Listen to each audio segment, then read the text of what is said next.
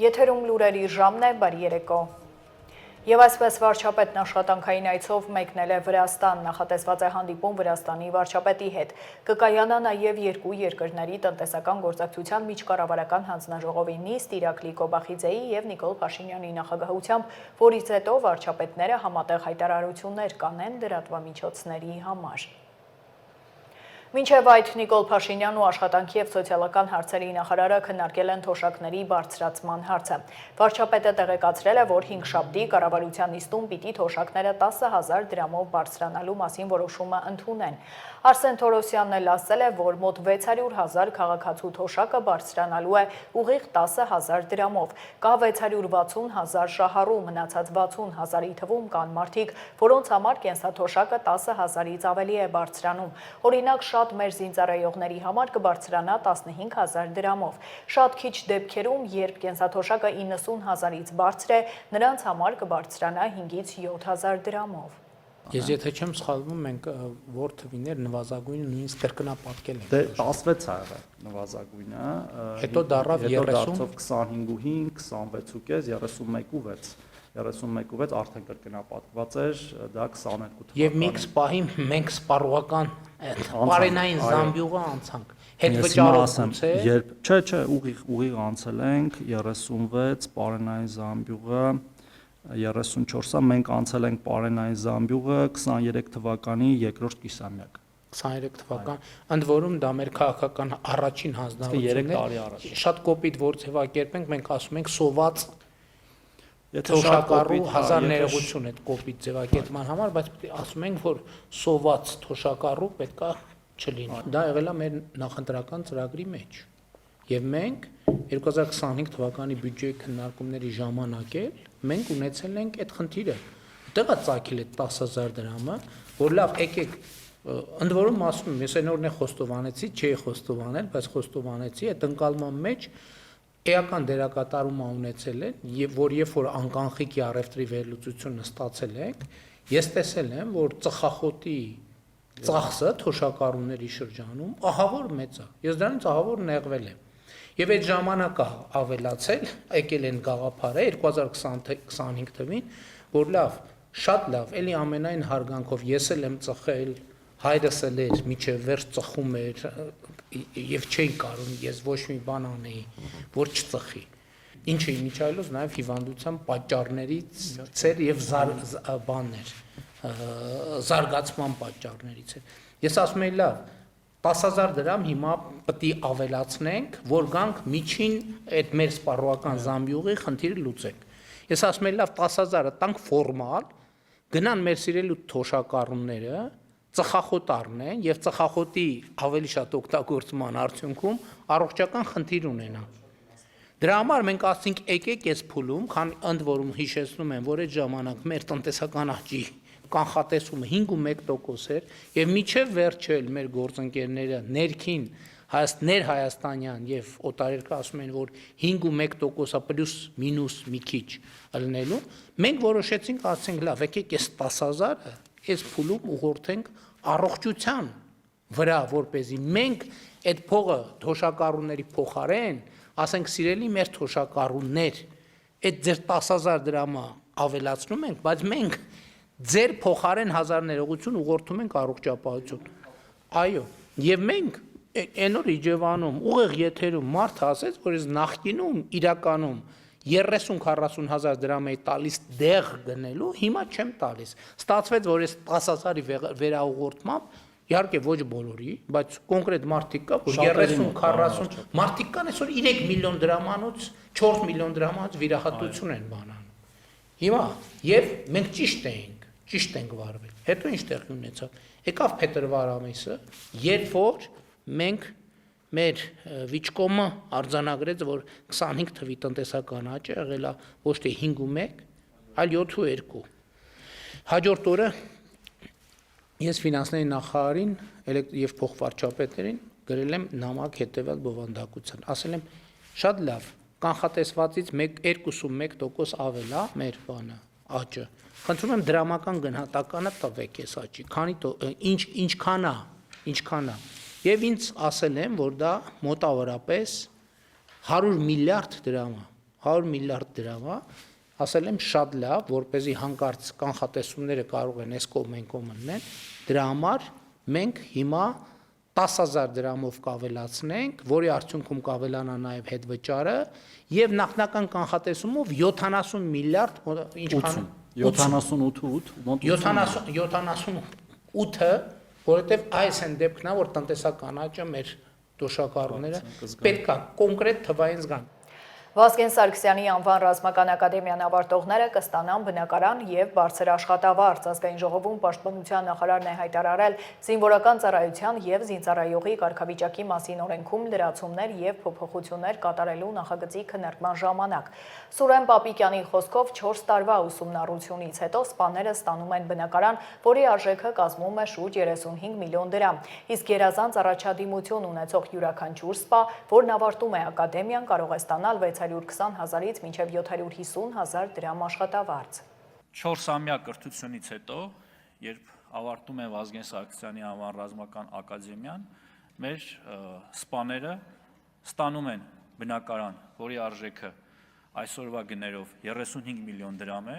այսինքն Երևան քաղաքում կամ Հայաստանի Հանրապետության որևէ հատվածում մենք նրանց տրամադրում ենք սերտիֆիկատ, որի միջոցով նրանք կարողանում են կատարել այդ գնումը։ Իհարկե սա ենթադրում է, որ 20-ամյա պայմանագիրը պետք է ամբողջությամբ իրացվի, բայց նաև ուզում եմ նշել, որ գերազանց առաջադիմություն ունեցող յուրաքանչյուր սպա,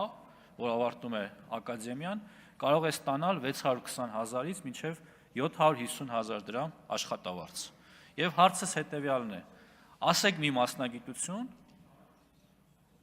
որը բուհը ավարտելուց հետո քաղաքացին կարող է անմիջապես վաստակել 620-ից մինչև 750,000 դրամ աշխատավարձ, բնակարան, այսինքն մարդը 21-22 տարեկանում ունենում է սեփական բնակարան,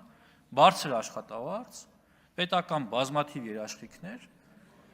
եւ հարցս հետեւյալն է. ընտրեք մասնագիտություն, որը ավելի լավն է։ Կարծում եմ ամենալավը եւ ամենաերաշխավորված մասնագիտությունը այսօր հենց զինվորական մասնագիտությունն է եւ կոչս մեր պատանիներին, երիտասարդներին, նրանց ծնողներին մտածեք եւ կողմնորոշվեք հօգուտ զինվորական ծառայության եւ սպայի պատվաբեր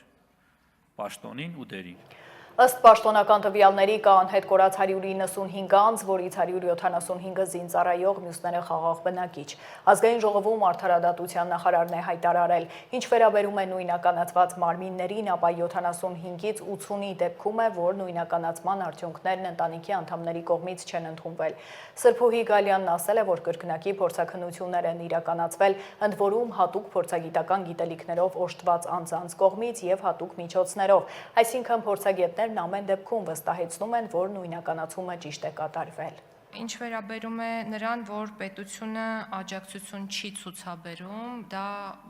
այդ պնդմանը բացարձակ չի համապատասխանում իրականությանը, որովհետև անհայտ կորածների ընտանիքները ամեն ամիս կառավարությունից ստանում են պետական աջակցություն, ընդ որում այդ աջակցությունը կրում է եւ ֆինանսական, եւ սոցիալական նշանակություն, եւ աջակցության ձևերին կարող եք ծանոթանալ համապատասխան կառավարության որոշումը ուսումնասիրելով, խոսքը դեկտեմբերի 10-ի 2020 թվականի դեկտեմբերի 10-ի համար 2001 L որոշման մասին է։ Խնդրում եմ ծանոթացեք այդ որոշմանը, որտեղ մանրամասն նկարագրված է այն ֆինանսական եւ սոցիալական աջակցությունը, որը տրամադրվում է անհայտ կորածների ընտանիքներին։ Ինչ վերաբերում է հարցին, թե ինչու պաշտպանության նախարարությունը չի զեկուցում, ապա սա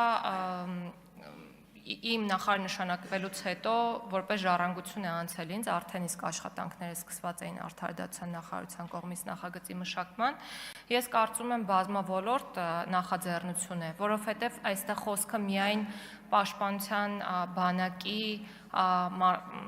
անդամների մասին չէ, նաև խաղաղ բնակչության մասին է, նրանց տրվող եւ նրանց ընտանիքներին տրվող սոցիալական երաշխիքների մասին է, այսինքն օրենքի շրջանակը բավականին լայն է եւ այն իրավասու մարմինը, որը պետք է ստանձնի գործողությունների հետախուզման, այդ ռեգիստրի վարման եւ այլ առաքելությունները, օրինակ ազգային անվտանգության ծառայությունն է եւ մենք բոլոր գործընկերների հետ ըստ էության համատեղ ենք աշխատել այս նախագծի շուրջ։ Impeachment-ի թեման քնած չի եղել, որ արթնացնեն ազգային ժողովում լրագրողների հետ զրույցում պատիվ ունեմ խմբակցության ղեկավար Հայկ Մամիջանյանն է ասել, անդրադառնալով 3 հանրապետական կուսակցության կողմից վարչապետի թեկնածու Դավիթ Համբարձումյանի հայտարարությանը։ Մամիջանյանն ասել է, որ Դավիթ Համբարձումյանն impeachment-ի միասնական թեկնածուն է։ Պատգամավորը հստակեցրել է, որ երրորդ նախագահ Սերժ Սարգսյանը հենց այս գործընթացի փուլը նկատի ուներ, երբ հայտարարել էր, որ նորություն կլինի իրենց կողմից։ Պատգամավորը նաև արձագանքել է դիտարկմանը, թե մի քանի անգամ ընդդիմությունը փողոցային պայքար է սկսել ու ձախողվել, ինչ երաշխիք կա, որ այս անգամ կհաջողեն։ Հիշեցնեմ, Դավիթ Համբարձումյանը գրել էր, որ impeachment-ը ենթադրում է նաև ակտիվ փողոց, ակցիաներ, ցույցեր, քաղաքացիական լայն զանգվածների ճնշում։ Սրանք նույնպես այն գործոններն են, որոնք անպայման կնպաստեն իշխանափոխության իրականացմանը, նույնիսկ եթե գործը հասնի ընտրություններին, գրել էր նա։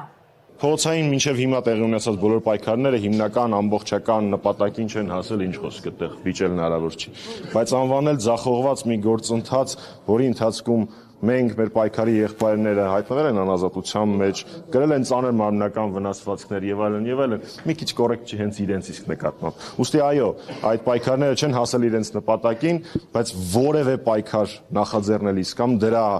ամենավտանգավոր տեղերում ներգրավվելիս հանրապետականը երբեք չի հաշվարկում շանսերը։ Լավ, շանսերը լավն են, սկսենք պայքարել, շանսերը այդքան էլ լավը չեն, սկսենք չպայքարել։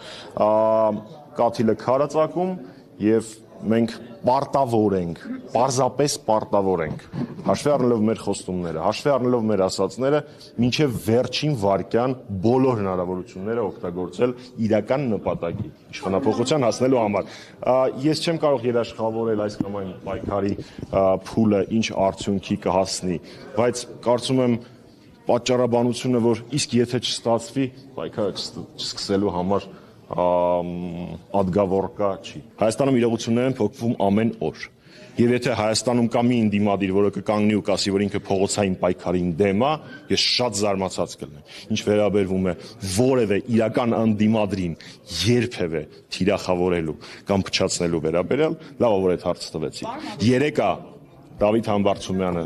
արել այդ հայտարարությունը ու դրանից հետո անմիջապես առանց սպասելու հանրապետականից որևէ արձագանքի որոշ քաղաքական շրջանակներ արդեն իսկ սկսել են սադրիչ գործողություններ։ Փորձում են անդադար կռվածնել, փորձում են մեզ սադրել, որ մենք սկսենք իրենց պատասխանել։ Դա չի հաջողվելու ու այս գործընթացի նպատակը ընդդիմության համախմբումն է եւ եւս մեկ հնարավորություն օգտագործելը։ Մենք բոլորս խոստացել ենք օգտագործել բոլոր գործիքները, բոլոր հնարավորությունները իշխանափոխության համար։ Ազգային ժողովի նախագահն է արձագանքել Հայկ Մամիջանյանին, Ալեն Սիմոնյանին զարմացրել է, որ հանրապետական կուսակցությունը խոսում է ընտրակեղծիքներից։ Ինչ վերաբերում է impeachment-ին, Սիմոնյանը կարծում է անիմաստ է։ Ազգային ժողովի նախագահն արձագանքել է նաև երկրորդ եւ երրորդ նախագահների հայտարարություններին։ Սա անդրությունները ինչ impeachment, ինչ փողոցային պայքար։ Հանրապետականի impeachment-ի գործընթացը նորից թեժացնում է ապահովում։ Երբ ԿՊ-ի падգամավորների հետ են զրուցել։ Գիտեմ, Նարեկ ջան, բայց ընտրություններից առաջ, ընտրություններին 6 ամսից առաջ, եթե ես չեմ սխալվում, օրենքով էլ չի թույլ Եվ մենք փողոցով եւ Հա, բայց հանրապետականները, չգիտեմ, ասենք 400 հոգի մարդ չունեն, իրանք ընտրություններին մասնակցեն, իրանք ինչ impeachment անեն։ Այսինքն կասկածում եք, որ չի ստացվի ժողովրդին փողոց դուրս տանել, պարոն Սիմոնյան։ Դե impeachment-ի զուգահեռ գործընթաց են համարում փողոցային պայքարը, դրա համար եմ հարցնում։ Իրենք դուք կասկածներ ունեք, որ մարդիկ դուրս կգան փողոց եւ ձեզ կպաշտպանեն։ Ես էլ չգիտեմ իմաստը որն է, ես չգիտեմ, հիմա ասենք, ես անընդհատ զարմանում եմ, թե այդ մարդիկ ոնց են տասնամյակ շարունակ երկիր ղեկավարել, այս խելքով որ ունեն, այս անկեղծ զարմանում եմ, այո, թող սկսեն։ Հանրապետական կուսակցության ներկայացուցիչը խոսել է ընտրակեղծիքների մասին։ Հանրապետականը որևէ ընտրակեղծիքների համար ձեր իշխանության օրոք որևէ մեկը չի դատվել, այդ հանրապետական։ Վստահ չեմ, որ ճիշտ պնդում ես անում, որ որևիցե մեկը չի դատվել, բայց ընտրական process-ներ եղել են 2021-ին եւ 2019-ին, եթե չեմ սխալվում, այլ ոչ թե հանրապետականի ժամանակ։ Իսկ այն ժամանակ ինչի հարցը նենց է տալի, ոնց որ ինչ որ մեկի մոտ տենց կասկած կա, հա, քո մոտ կասկած կա, որ միջև, չէ, բա ուրենա այլ հարցակ խոսանք հեսա, բայց քո մոտ կասկած կա անձամբ, որ միջև այդ ընտրություններում օգտագործվել է կեղծարարություն եւ ընդհանրապես այդ բանը, ինչ որ մեկի մոտ կասկած կա։ Սերժ Սարգսյանը հայտարարել է, որ Մեղրիի հարցով խիստ տագնապներ ունի։ Ձեր թոշակ բարձրացնելը ժուլիկություն է։ Ընտրություններն արդեն վաղուց է կեղծվել եւ այս ամենով հանդերձ բնականաբար դուք չպետք է լինեք այլևս իշխանության։ Ես առաջարկում եմ Սերժ Սարգսյանը հաճախ հարցազրույց տա եւ մասնակցի ընտրություններին, եթե կարող է։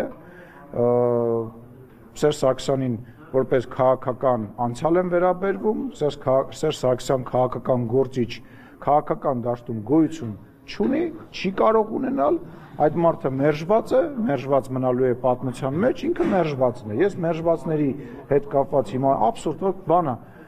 impeachment, Մեղրի, ինչի մասին է։ Ինչ է ասում ցիպի։ Մեծ տագնապներ ունեմ եւ մասնավորապես հիշեցնում է ճանապարհի լայն։ Թող Վալերյան կախմի, մեծ տագնապ։ Պարոն Սիմոնյան, Ռոբերտ Քոչարյանն էլ կարծում է, որ Հայաստանը ստեղծված իրավիճակից ամենալավը ինքը կարող է հանել, իր վերջի absolution ասել է, որ ամենալավը ես կարող եմ ղեկավարել այս երկիրը։ Սա առաջին հարցը եւ երկրորդը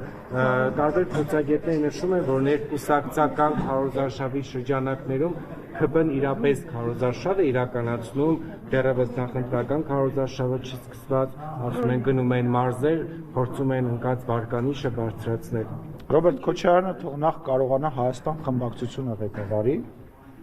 նա չի կարողանում ղեկավարել եւ ակնհայտ է, որ Հայաստան խմբակցությունը չի ղեկավարվում իր կողմից, այնտեղ դաշնակցությունը վերցրել է իշխանությունը եւ մնացածը ուղղակի սատելիտ է։ Եվ Ռոբերտ Քոչարյանը ղեկավարելու մասին թող չխոսի, որովհետև ես հասկանում եմ հիմա շատ մարդիկ մոռացել են Ռոբերտ Քոչարյանը իր ղեկավարման տարիներին ինչեր է արել, բայց ասենք ով Քոչարյանը թող ղեկավարման մասին չխոսի, Քոչարյանը այլ բան ունի անհանգստանալու, հաջորդ պարլամենտական ընտրություններին ինքը հատելու է շեմը դաշնակցության հետ եւ հայտնելու է պարլամենտում թե իր ամբողջ ընդդիմադիր ռեսուրսը, որը որ հայկական դաշտում կա, այլ կուսակցություններ են վերցնելու իմ տվյալներով, իմ ինֆորմացիայով միանշանակ այդ խնդիրը ինքը ունի եւ այն ռեսուրսը, որը որ այն ընդդիմադիր Հայաստանի Հանրապետություն կան ինչ-որ մարդիկ, որոնք ընտրում են իշխանություն եւ կան մարդիկ, որոնք ընտրում են ընդդիմություն, հա 2021 թվականին 21%, եթե չեմ սխալվում, ընտրեց Ռոբերտ Քոչարյանին եւ Հայաստան Դաշինքը, այսօր ակնհայտ է, որ հաջորդ գալիք ընտրություններին այդ 21%-ի առույցի բաժինը այլևս Քոչարյանին ձայն չի տալու եւ իր ձայնը տալու է այլ ընդդիմադիր կուսակցությանը եւ սրա մասին Ռոբերտ Քոչարյանը շատ լավ գիտի, դրա համար ասուլիս է տալիս եւ իրեն առաջարկում է որպես վարչապետի տեխնացու, չեմ բացառում, որ իր անձի շուրջ էլ որ խոսում է անձը նայենք ռեյտինգը եւ այլը, ինքը կարող է եւ տենց հավակնություններ ունենա, բայց ինքը պարլամենտ անցնելու խնդիր ունի, հենց թող մեկ դրանով զբաղվի, նոր Հայաստանի ժողովուրդը հունիսի 7-ի ընտրություններում հաղթելու է, ազգային ժողովի փոխնախագահն է հայտարարել լրագրողների հետ զրույցում։ Ռուբեն Ռուբինյանին հարցրել են ընդդիմության կոնսոլիդացիայի վերաբերյալ, ինչին ի պատասխան Ռուբինյանն ասել է, որ իրեն մտահոգում է այն, որ կաշառակերներն ու թալանչիները, որոնք ուզում են Հայաստանի անկախությունը մատաղանել, ցանկանում են գալ իշխանության։ Ինչ վերաբերում է քաղաքացիական պայմանագրի ներկուսակցական մարզային այցերի ժամանակ մարդկանց հետ շփումներին, պատասխանելով լրագրողներից մեկի դիտարկմանը, թե կան նաև իրենցից դժգոհ մարդիկ, Ռուբինյանը նշել է, որ ընտրական դրամաբանությունը չի նշանակում բոլորն ամեն ինչից գոհ են։ Բայց ես երբեք չեմ ասել, որ մեզ մտահոգում է ընդդիմության կոնսոլիդացիան։ Ես ասել եմ, որ մեզ մտահոգում է այն, որ կարող են կաշառակերները եւ թալանչիները, ովքեր ուզում են Հայաստանի անկախությունը մատաղանել, գալ իշխանության։ Դա շարունակում է մտահոգել եւ ես կարծում եմ, որ դա մտահոգում է Հայաստանի ժողովրդին եւ ես կարծում եմ, որ Հայաստանի ժողովուրդը հունիսի 7-ի ընտրություններում հաղթելու է։ Ընտրական տրամաբանությունը չի նշանակում, որ բոլորը ամեն ինչից գոհ են։ Ընտրական տրամաբանությունը հետեւյալն է. X քաղաքացին ունի այնքան համակրանք եւ վստահություն X քաղաքական ուժի նկատմամբ, որպեսզի ընտրի այդ ուժին, թե ոչ։ Մենք դա տեսել ենք։ Իդեպ հարգելի Քարիրակը նշեց Արտաշատցի խանութ-բանի դեպքը, պետք է նշեմ, որ 2 օր տարբեր մարզերով գնացել ենք եւ բացասական երևի 1 կամ 1 սա էր ու ոնց որ մի դեպք էլ եղավ, որ այդքան մամուլում չի պատտվել։ Չեմ հիշում, մեկը ինչ որ բան բղավեց, բայց ներողություն էլի դե շուտ ջան, թողեք ավարտեմ էլի։ Հա, իսկ Արտաշատցի խանութ-բանի հարգարժան դեպքը ապացույցն է նրա, որ Հայաստանում կա ազատ խոսք, որ քաղաքացիները կարող են իրենց կարծիքը արտահայտել, նույնիսկ կարող են դա անել կոպիտ ձևով, եւ նրանց դրա համար ոչինչ չի լինի։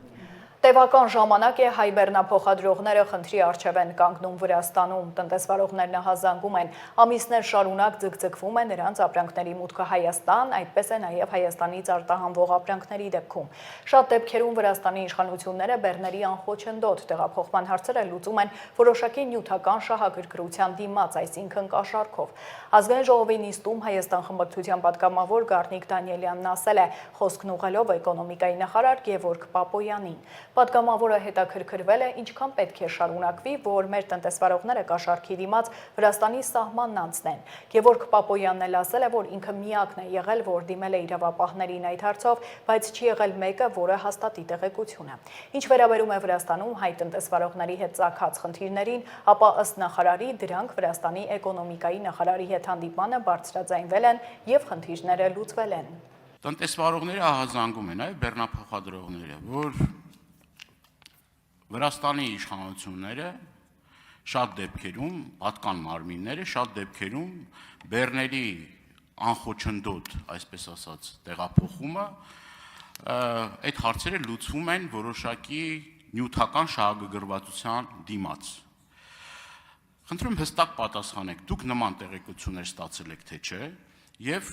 կարծեմ թե վերջերս նաեւ էկոնոմիկայի նախարարն էր եկել Վրաստանի այստեղ այդ հարցերը դուք քննության առարկա դարձնում եք թե ոչ ի վերջո այս հարցերը երբ պիտի լուծում ստանան եւ միջև երբ են մեր տնտեսվարողները այսպես ասած կաշառքի դիմաց Վրաստանի սահմանով անցնելու։ Շնորհակալ եմ հարցի համար, պարոն Դանիելյան,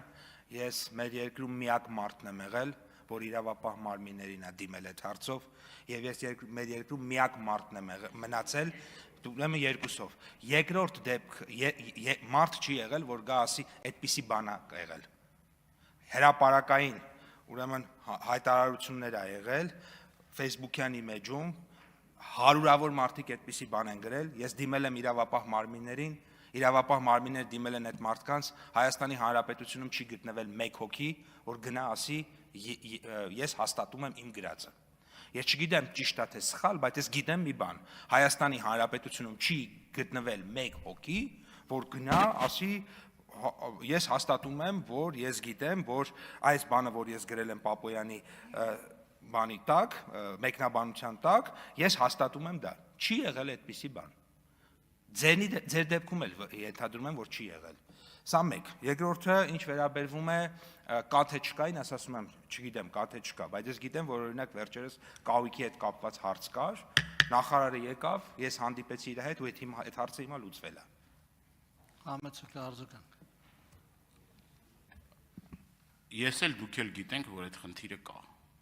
Բազմաթիվ տեսանյութեր կան, փաստող այն մասին, կոնկրետ մարդկանց անձերի դեմքերն էլ կա, անազգանուններն էլ կա, այդ տնտեսվարողներն էլ կա, կարծում եմ, որ խնդիր չի այդ մարդկանց հավաքել միտեղ, եթե պետք կլինի, ես էլ ձեզ հետ կմասնակցեմ եւ այդ մարդիկ մանրամասը կասեն, ինչ խնդիրների առջև են բախվում։ Ես առաջարկում եմ հանդիպում, դուք հանդիպում նշանակեք, ես այդ մարդկանց ձեռից բռնած կբերեմ ձեր մոտ։ Եվ սենց պետք չէ էլի մենք այդ խնդիրները շրջանցենք եւ այլն։ Գիտեք խնդիրը որն է։ Մարդիկ ինչի չեն շատ ժամանակ, ինչի են խուսափում, որովհետեւ գիտեն, որ այդ մարդիկ ֆիքսվեն, շատ ավելի լուրջ խնդիրների առջև են կանգնելու։ Այսինքն պետությունը իր պարտականությունները կատարելու տեղը այդ պատասխանատվությունը դնում է այդ կներեք այդ խեղճ ու կրակ մարդկանց վրա, որ առանց այն էլ այդ անձրևին, ցրտին, ձյանը բավականին լուրջ խնդիրների առջև են կանգնում։ Այսինքն մարդկանց մոտ ակնհայտ վախ կա, որ այդ մարդկանց ֆիքսելու պարագայում իրենք լրացուցիչ ավելի խնդիրներ են ունենալու։ Պարոն Դանիելյան, ես կարծում եմ, որ այդ մարդիկ բավականին հաճախ մեզ մոտ գալիս են, ենթադրում եմ ձեր մոտ են գալիս, եւ այդ գալու արդյունքում մենք այդ հարցերը լուծում ենք։ Ձեր նշած կոնտեքստում գնալու համար պետքա մեր մոտ չգան, մենք այդ ֆունկցիան չունենք, մենք այդ լիազորությունը չունենք, մենք դա չենք կարող անել։ Մենք ինչ ոչ ես, ոչ դուք իմիջայլոց մենք ինչ լիազորություն ունենք, դուք լիազորություն ունեք, պարտավորություն ունեք քաղաքական առումով բարձրաձայնել այդ հարցը, բարձրաձայնում եք, լավ եք անում։ Մենք էլ պիտի լուծենք, ես էլ օրինակ հանդիպել եմ, ճիշտ եք ասում, հանդիպել եմ նախարարի հետ, այդ հանդիպումից հետո այդ հարցը լուծվել է։ Հիմա վաղն էլ տեղի ունենալու միջկառավարական նիստը Թբիլիսիում, հերթական նիստը Հայաստանի եւ Վրաստանի կառավարությունների բոլոր հարցերը կքննարկվեն, չկա հարց, որ չեն քննարկվում, այդ հանդիպումները անցնում են մասնագիտական եւ քաղաքական առումով բավականին, այսպես ասած, հագեցած մթնոլորտում, լավ օրակարգով, հագեցած օրակարգով եւ բավականին լավ մթնոլորտում ու ես հարց չգիտեմ, որ Հայաստանն ու Վրաստանը փորձել են քննարկել, լուծել, չի լուծվել, այդ հերթական փուլում կլուծենք նաեւ այդ հարցերը։ Ջրային կոմիտեն երկշաբաթյա ժամկետ է խնդրել Վիոլիա ջուր ընկերության հետ աշխատելու եւ ջրամատակարարման ժամանակացույցը վերանայելու համար։ Ազգային ժողովում կոմիտեի նախագահն է հայտարարել։ Արամազդ Ղալամքարյանը նշել է, որ իրենց նախնական գնահատականներով ժամանակացույցը բարելավելու, լավարկելու պոտենցիալ ունեն։ Հարցին Երևանի տարբեր վարչական շրջաններում գիշերային ժամերին ջուր չի լինում, ինչպես պետք է լուծել այս խնդիրը, ջրային կոմիտեի նախագահն ասել է, որ հայտարարված 7 ժամյա անջատումը կարող են կրճատել մինչև 3-ից 4 ժամ։ Կոմիտեի ղեկավարը նաև արձագանքել է դիտարկմանը, որ ընկերությունը չհայտարարված ջրանջատումներ է իրականացնում։ Մեր նախնական գնահատականն այն է, որ այնտեղ պոտենցիալ ունենք ժամանակացույցը բարելավելու, լավարկելու եւ մեր գնահատականը հիմնված է երկու հիմնական գործոնների վրա։ Առաջինը պարտադիր կապիտալ աշխատանքների ծրագրերը, որոնք ընթացիկ են, իրականացնում ենք, բայց նոր թափ ենք հաղորդելու եւ դրանց արդյունքում ունենալու ենք խնայված ջուր, բավականին մեծ ծավալների, խոսքը վերաբերում է թե Երևանին, թե մարզերին, եւ երկրորդը ունենք հայտնաբերված նոր ջրաղբյուրներ, որոնց ուղղությամբ աշխատանքներ տանում էինք նախքան այս ժամանակացույցը, խնդրում եմ չկապել մեկը մյուսի հետ, ուղղակի որոշում կայացվեց լրացուցիչ ռեսուրսներ ներդնել եւ այդ ջրաղբյուրներից ջուրը Երևան հասցնել ավելի արագացված ռեժիմով։ Հայտարարված 7 ժամյա անջատումը մենք հիմքեր ունենք մտածելու, որ կարող են կրճատել մինչև 3-4 ժամ։ Այսինքն ջրանջատումներ լինելու են, որովհետև ամառվա պիկ ամիսներին մենք կարիք ունենք գիշերային ջրանջատումների, որպեսզի ջրավազանները լցվեն եւ ցերեկային ժամերին այդ ջրավազանի ջուրը օգտագործվի, բայց 7 ժամի փոխարեն կունենանք 3-4 ժամ։ Ինչ վերաբերում է կորուստներին, ռոռոկման համակարգում դրանք գնահատվում են մոտավորապես 46-ից 50%-ի շրջանում, ինչ վերաբերում է Վեոլիայի ստանձնած պարտավորություններին ջրամատակարարման ենթակառուցվածքների առումով, նրանք ստանձնել են 80% հայտարարված կորուստներով, իջեցրել են մինչև 60-55%, տարբեր հատվածներում բնականաբար տարբեր են, բայց ուզում եմ նշել, որ Վեոլիան եւ կառավարությունը վերջին 2 տարում 22 միլիարդ դոլարի ներդրում են անում ենթակառուցվածքներում, ու դա կնպաստի միանշանակ։ Այժմ Իրանի շուրջ զարգացումների մասին Միացյալ Նահանգների նախագահը չի բացառել անհրաժեշտության դեպքում Իրան ցամաքային ուժեր ուղարկելու հնարավորությունը։ Թրամփը նախազգուշացրել է, որ Միացյալ Նահանգները դեռ ուժեղ հարված չի հասցրել Իրանին։ Մեծ ալիքը դեռ առջևում է եւ շատ շուտով կլինի։ Հայտարարություն կամ Մոսկվայից արտգործնախարարը Մերձավոր Արևելքում հակամարտության բոլոր կողմերին կոչ է արել դադարեցնել ռազմագործողությունները։ Իրանի վրա հարձակման հետևանքները զգացվում են ամբողջ տարածաշրջանում, հայտարարել է Սերգեյ Լավրովը։ Շարունակվում են Աֆղանստան-Պակիստան սահմանային բախումները, վերջին նորությունները տեսաշարով։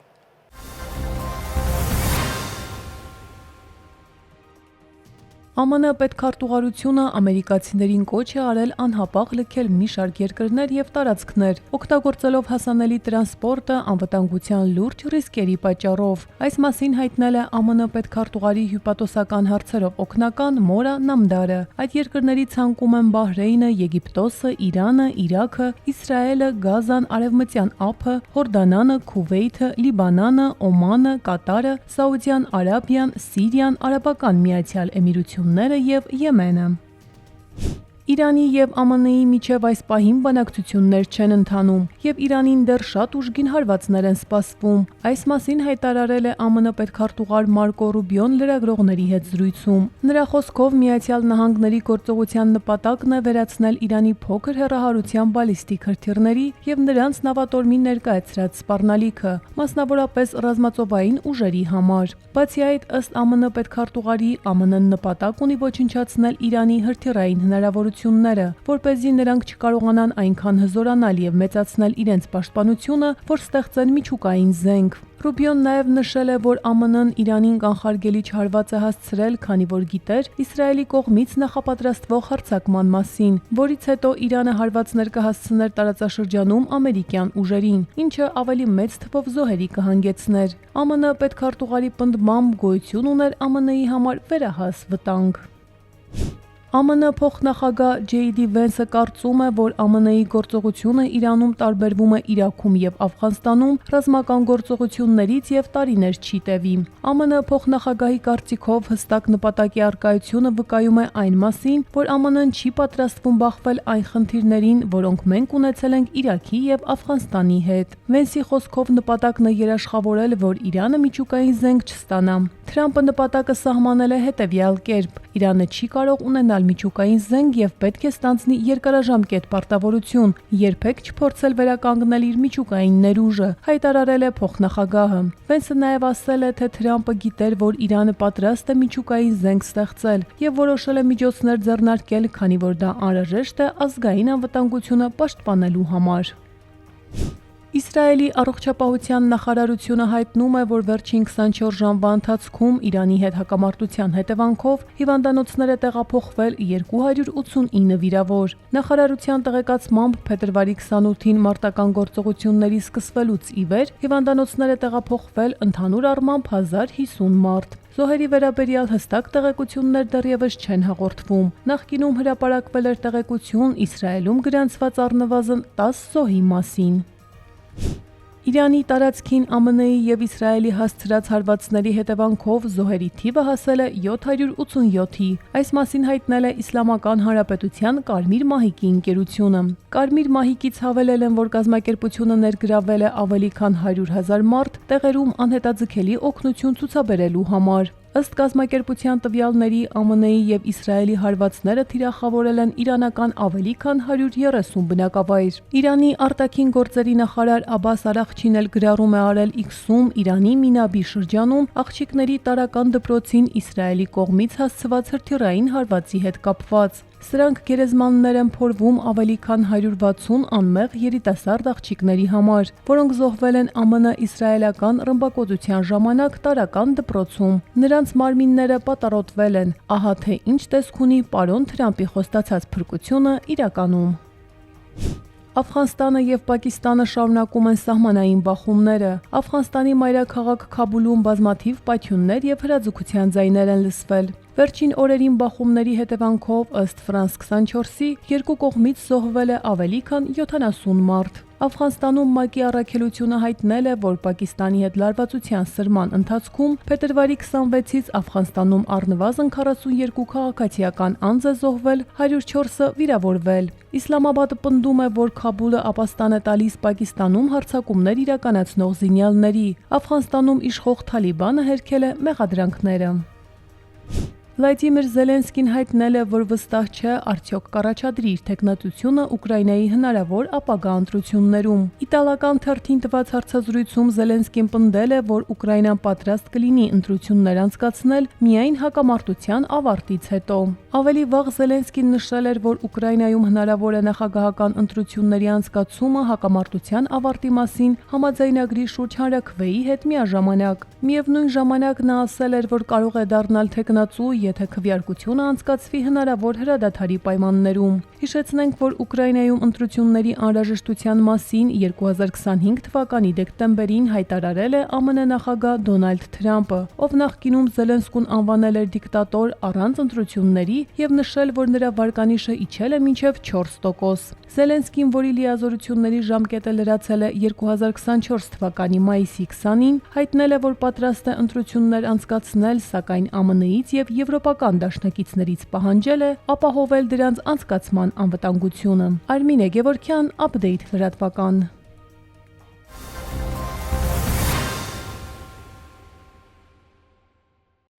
Պետեկամուտների կոմիտեն բացահայտել է խոշոր չափի մոտ 3.1 կիլոգրամ քաշով թաքցված ոսկու ներմուծման դեպք, ավելին տեսանյութում։ Հայաստանի Հանրապետության պետական եկամուտների կոմիտեի հետաքննության եւ օպերատիվ հետախուզության, ինչպես նաեւ էլեկտրոնային առևտրի օդային տրանսպորտով իրականացվող փոխադրումների վարչությունների համատեղ հսկողական աշխատանքների արդյունքում Զվարթնոց միջազգային օդանավակայանում բացահայտվել է խոշոր չափի շուրջ 3.1 կիլոգրամ քաշով թաքցված ոսկու ներմուծման դեպք։ Օրերս օպերատիվ տվյալներ են ստացվել այն մասին, որ քաղաքացի ՌՕ-ն նախատեսում է Ռուսաստանի Դաշնությունից Հայաստանի Հանրապետություն ներմուծել մեծ քանակությամբ ոսկի։ Ստացված տվյալները իրացնելու նպատակով Զվարթնոց օդանավակայան ժամանելուն պես քաղաքացին վերցվել է օպերատիվ հսկողության։ Նրա ուղեբեռի մանրակրկիտ հետազոտման արդյունքում հայտնաբերվել է 3137 գրամ քաշով 4 հատ ոսկյաձող։ Պարզվել է, որ ոսկյաձողերը ներկված են եղել սև եւ արծաթագույն եւ տեղադրվել են ճամպրուկի ներսի եզրային հատվածներում այնպես, որ արտաքին տեսքով նմանվեն ճամպրուկի կառուցվածքային տարրերին։ Նման եղանակով փորձել են դժվարացնել ոսկիների հայտնաբերումը, ինչի մասին գրավոր հայտնել են նաև ներմուծում իրականացրած քաղաքացին։ Նախնական տվյալներով հայտնաբերված ոսկու ընդհանուր շուկայական արժեքը կազմում է շուրջ 500,000 ԱՄՆ դոլար։ Ուսումնասիրվում են նաև գույքի ծագման աղբյուրները եւ դրա օրինականությունը հաստատող փաստաթղթերի առկայությունը։ Հաշվի առնելով, որ դեպքի առթիվ պետությանը պատճառվել է առանձնապես խոշոր չափի վնաս, հանցագործության մասին հաղորդում է ներկայացվել Հայաստանի Հանրապետության քննչական կոմիտե, որտեղ նախաձեռնվել է քրեական վարույթ եւ իրականացվում է նախաքննություն։ Եվ վաղն առավոտյան ժամերին եւ գիշերը հանրապետության առանձին ավտոճանապարհներին սպասվում է մերկասառույց։ Երևանում կեսօրից հետո կլինեն տեղումներ գիշերային ժամերին ձյան, ցերեկը ձնախառն անձրևի եւ անձրևի տեսքով։ Օդի ջերմաստիճանն էլ էապես չի փոխվի։ Այսքանը դուք դիտում եք Update լրատվականը, հիշեցնեմ վայրկյաններ անց վերլուծությունը բաց չթողնեք, իսկ ես ձեզ հրաժեշտ եմ տալիս, հաջողություն։